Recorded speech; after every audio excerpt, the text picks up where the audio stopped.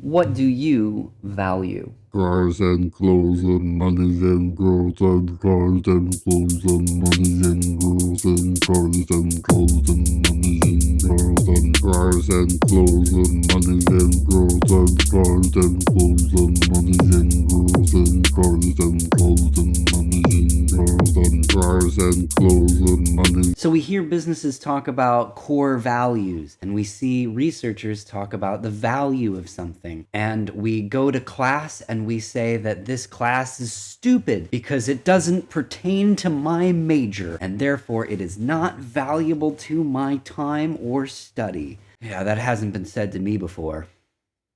That's right, we're going to be talking about axiology. Axiology is the study of value or values.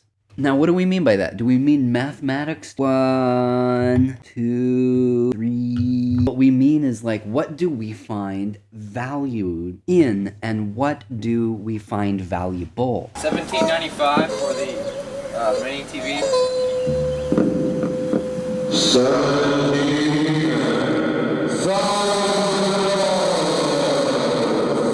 Where do our values come from? How do we determine what is valuable? Or how do we determine what is a value? Is power a value? Is money a value? Is friendship or honesty or what do we value, man? A luxury you can't live without. A luxury I can't live without. Coffee. I really like good It's not coffee. a luxury, you can get it anywhere. I guess, yeah, I like good coffee. I love coffee too. I like nice socks. Socks. Your socks, would you put in your shoes? Yeah, I really love them. I like kind of like, cozy feet. Coffee and socks are not a luxury. All right, give me a luxury. What luxury should I have? Private plane. Larry, I'm on DuckTales. And so exciting about that whole interview with Larry King and Danny Pudi is it's not just the material things that they're presenting as things of value, this coffee and socks versus a private jet, but it's showing a generational divide of a value that is inherent in success. So for Danny Pudi, the idea of success and making it would be being comfortable, having comfortable socks, enjoying coffee. Those are things that Larry King doesn't value in that way. So the purpose of axiology would be for the researcher or philosopher to go through and see and examine and define what these people value. There's a paper called The Influence of Foundational and Expressed Values on Personal Behaviors of Teachers that presents a theoretical framework that they attribute to J. Lockaby and P.R. Vaughan in the 1990s about expressed values and foundational values.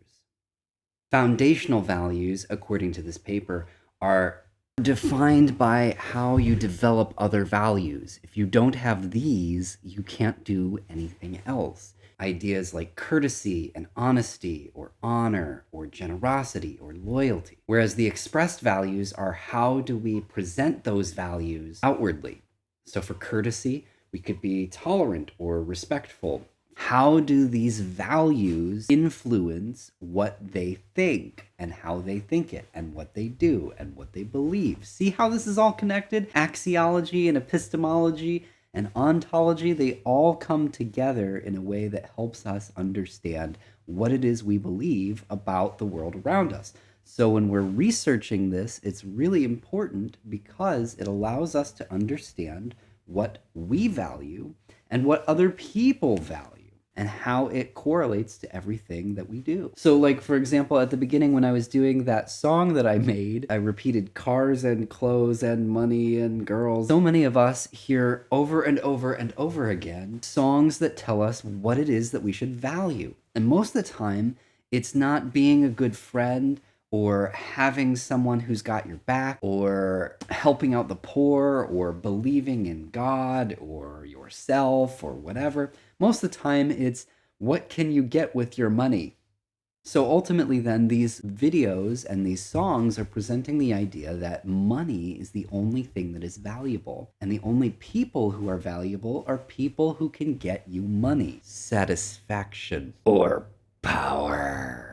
which leads us to business. So when businesses have a statement of values, they most of the time sound like this. Hello, I'm Barnaby Jackson Swaxon III, CEO of I Promise We Are Not Robots Trying to Take Over the World Incorporated.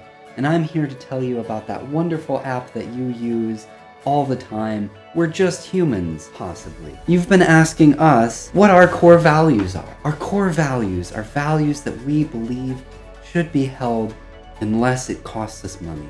I didn't say that out loud, you didn't hear that. So let me repeat for you what our values are. Our values, which we hold dear, are transparency, unless it costs us money to let you know what we're doing. Second, is we promise not to get rid of your data. That's right, everything in your search history will be somewhere stored deep under my mattress that I'll look at sometimes. I mean, never. This is where things get really complicated and also really personal. Because a lot of times we can say that we value something. We can say, oh yes, I believe in honesty. I believe in transparency. I believe in goodness of the human soul. I believe in the fact that I love people. I believe that I am worthy of love, when in fact our expressed beliefs are that we do not value those things at all. We don't value them at all. We don't value transparency, meaning we don't value honesty all that much. We don't value the idea that people are worth something just based on nothing, right? Like, unless you're a customer who has money, a lot of times those businesses will be like freaking out and being like, what are you doing in my store?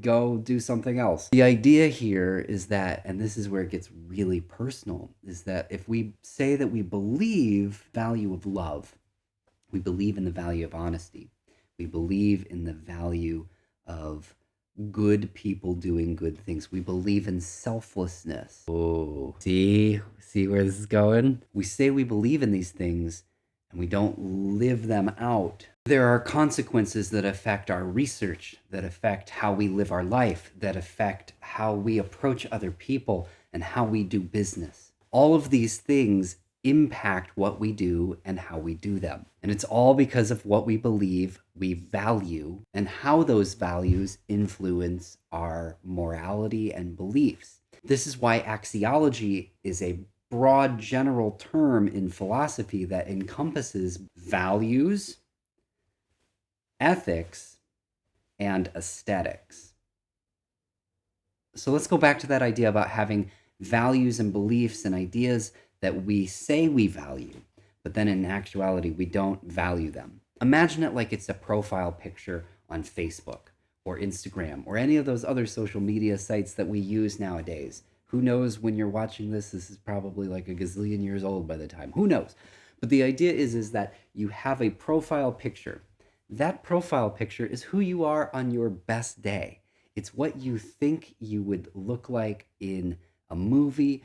It's presenting to us something that we are wanting to see as valuable. So it's a good experience. It's showing that you are in a relationship. It's showing that you love bullfighting, or who knows what it is that you are showing that you like. But it's presenting the best you that you think you and others would value. Now, think about those ugly, disgusting tagged photos. We've all had one where we're at a function or a party or something, and some smart person that we love decided to take a picture of us and post it on the internet, and that picture is gross. Our hair is all disheveled. I don't want to look that way. Either way, someone posts that and we feel gross. But what's interesting is that that is what people have encountered in some way while we're at that function. So yes, my hair was disheveled at that party.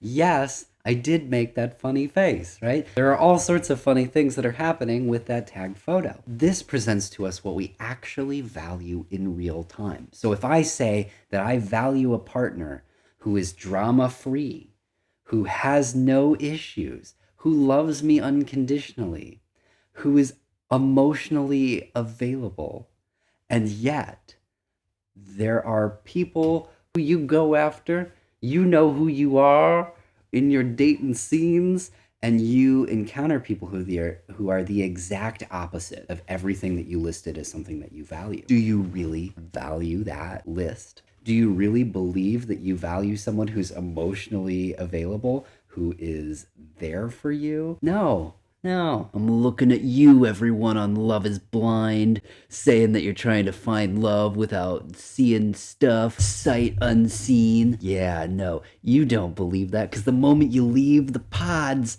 you then go and you find the person that you liked behind the pods that you didn't choose, and then you date them because you're like, oh, they're hotter. See? This is what, like, you say you believe in one thing, you value one thing, you want one thing, and then you get another thing because you actually value the other thing, but it's more noble and better to say that you like and value this thing. Of course, they want to say, I value and love that is unseen, that is unconditional. But then they see that person in a bikini or in those shorts, and they go, yes, oops, that's what I wanted. I'm gonna look like an idiot on TV. So this is where axiology gets really personal really quickly. What we value determines ethics and aesthetics, which are going to be what we're going to talk about next.